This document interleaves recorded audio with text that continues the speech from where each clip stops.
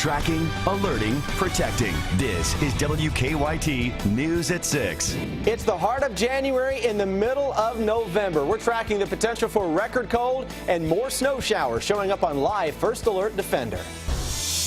How volunteers are making sure the homeless have a way to escape these dangerously cold temperatures. Oh, they were awful. I think I drove in second gear all the way here. Snow-covered roads had many drivers slipping and sliding today. And emergency crews spent hours rescuing a hunter who fell off a cliff. WKYT News at 6 starts now. Good evening to you. It feels a lot more like January instead of November outside. Parts of Kentucky saw several inches of snow this morning, and snow continues to fall tonight, causing more crashes on Lexington roads. Let's take a look now at a live picture from Pasadena Drive near Waco Road, where a car has flipped onto its side. To keep this in mind, temperatures could drop to record lows overnight on top of these slick roads. It could be really treacherous tonight and tomorrow morning. Chief Meteorologist Chris Bailey tells us what he's tracking on this First Alert Severe Weather Day. Chris? Yeah, guys, unfortunate to see another accident like that, and that's unfortunately going to be the trend through the evening. We're getting black ice.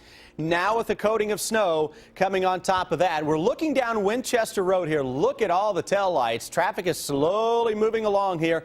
Interstate traffic over top of that and still getting some light snows. 21 degrees now, feels like it is 9. That's a wind chill that we're talking about. It gets even colder to our northwest. It is that northwesterly flow that is going to bring Arctic air back into the state. It's already here, but it does grow colder. Feels like single digits to low teens now into most of central and eastern Kentucky, where those snow showers are going to kick into high gear across eastern Kentucky.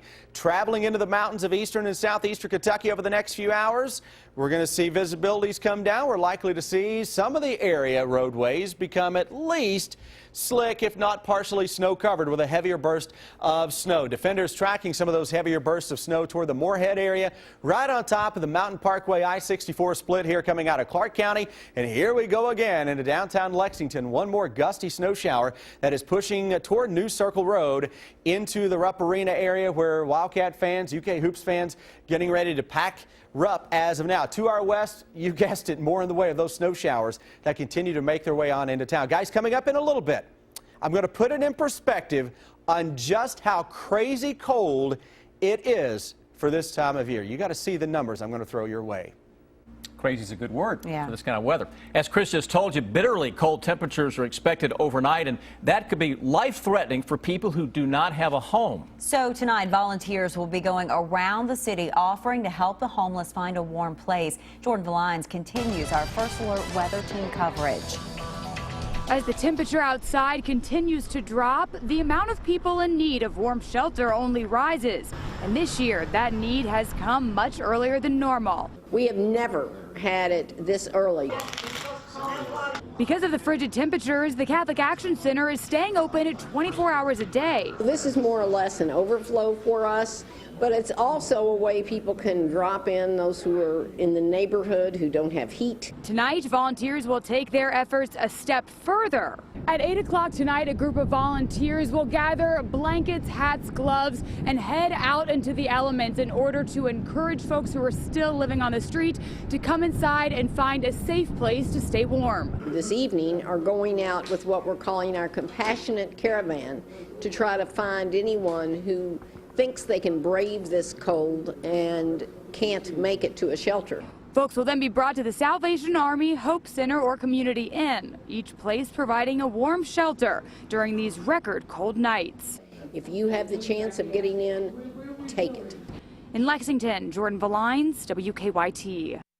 Blankets are the most needed item right now, but volunteers with the Catholic Action Center say they're always in need of donations for coats, gloves, socks, and hats. The snow that fell in Lexington this morning did lead to some crashes, but no serious injuries were reported. Lexington road crews are still treating roads as snow continues to fall, and they say they'll be doing that all night long. We've already seen several accidents like the one at the top of this newscast. Road crews really want drivers to be aware of black ice, especially in the overnight hours. Now, the farther north that you drive from Lexington, the more snow you'll probably see. In Scott County, for example, police were called to dozens of accidents as the snow fell this morning. They say an ambulance slid off Interstate 75 and flipped a few times. The crew members inside were not seriously injured. Victor Puente shows us how the snow affected one driver in Sadieville. People living here on Vine Street weren't expecting a couple of inches of snow when they woke up this morning, but once they had it, they knew this hill could be a big problem. As that snow fell, Michael Jones got up to check it out, but didn't give it much thought. It was about 5:30. It was starting to get bad. I went back to bed. Next thing I know, my son's knocking on the door saying that he had a truck over a hill. I said, "What?" The hill where Vine and Robert Streets meet has a reputation. That hill has been bad for years. And this morning, Jones' son just added to it. He said he just slid away from him. He couldn't hold it. And said when he turned the curve. So he took his dad's van to work and left Jones to get the truck out of a tight spot. It came within a few feet of that vacant home. Been hit about 3 times since I've been here in 40 years, but minor damage every time. Jones and his brother used a winch to pull the truck out of that yard, eventually getting it free, but leaving a mark. A Scott County emergency management official told me this morning that despite the problem with this hill, in this part of the county, the interstate was their biggest issue. In Scott County, Victor Puente, WKYT. Police and firefighters did come to the home, but they were not called until after the truck had been removed. Dozens of school districts canceled classes today because of the snow. This winter, 13 Kentucky school districts are trying out what's called a virtual classroom, which is designed to cut down on snow days. But the Boyle and Jessamine County school districts didn't use the program today, even though there was no school. WKYT's Kristen Kennedy explains.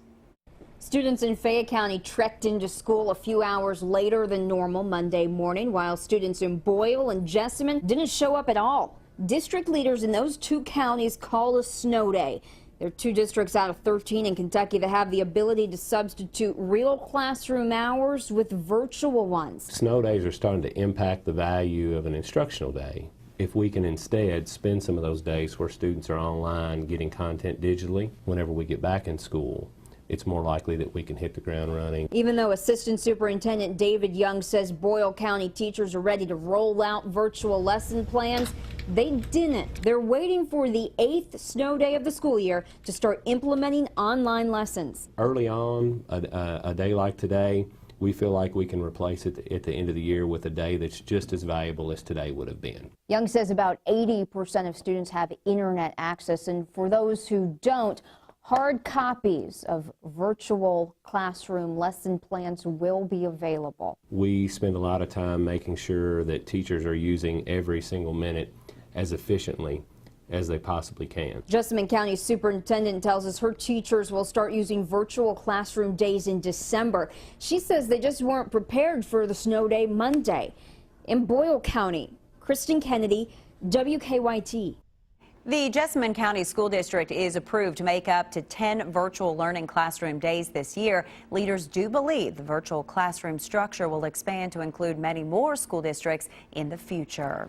The snowy weather made it even tougher for emergency crews to rescue a hunter in Rockcastle County today. They say he fell off a cliff in a remote part of the county. As Phil Pendleton tells us, it took emergency crews hours to bring that man to safety. A 19-year-old was hunting near the Rockcastle River on the Laurel-Rockcastle County line when something caused him to fall off a cliff. The victim fell about 40 foot, roughly, off of the edge of the cliff. He was hunting a point, and he fell on some jagged rocks and broke his leg and broke his arm.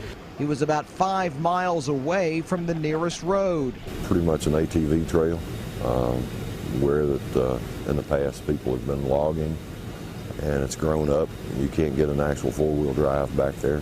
Where this happened, cell phone service is a real premium. In fact, I have no service on my phone right now. This happened 5 miles from here. Remarkably, this young man was able to call his dad on his cell phone. Made a phone call to his father. His father knew where he was, and his father was able to take us to him, so we didn't have to search. Crews were concerned because of the cold, fearful that hypothermia could set in. Yet when they arrived, he was okay. He was just saying real cold, and his leg was hurting real bad. and he was joking with us and talking to us. So. In Rockcastle County, Phil Pendleton, WKYT. We're told the victim was taken to UK hospital. His brother says he suffered a broken arm and a broken leg, but he did not have any internal bleeding. Firefighters rushed to a Lexington school this afternoon after a building caught fire. Flames heavily damaged the press box and concession stand building at Bryan Station High School's softball field. Investigators are still looking into the cause of that fire. The principal tells us the press box area was destroyed, but the lower part of that building, where the team stores some equipment, is intact. A Fayette County Health Department volunteer has made it her mission to educate people about safe sex. Frida Downey started volunteering her time with the health department when she lost her job with the city. She calls herself the Caped Condom Crusader. She carries hundreds of condoms around with her. If we can have health education about our heart, our leg, our foot, you know, you'll go get that checked out, but you may not get your breast checked out or your private parts checked out, and those are equally important as well. Tonight on WKYT News at 11, WKYT's Kristen Kennedy takes us along with Downey as she goes all around the city, but we have a warning: this story may not be appropriate for children. Tonight, 4 people have been indicted for a scam Lexington police say cost victims more than $3 million. Police say a grand jury indicted Kenneth Thomas for 10 counts of theft and 1 count of fraud. He owned Retire America. Police say he scammed at least 10 people who invested with the company. Lexington police say the grand jury also indicted Shannon Hurst, Philip Ash, and Roy Myers for registration of securities charges. Hurst also faces a theft charge. Tonight, we have learned a company expected to move into Centrepointe has pulled out of the project. Leaders of engineering firm Stantec plan to consolidate their Lexington offices and move them into Centrepointe, but they say the Centrepointe office building will not be finished before Stantec's leases are up at its current offices. They also claim Centrepointe is 3 months behind schedule, but Centrepointe developers have said the project is on schedule. Also today, city leaders say a large crane needed for Centrepointe will likely arrive the second week of December. When it arrives, Main Street between Limestone and Upper will have to close for 42 hours to get the crane in place. We head back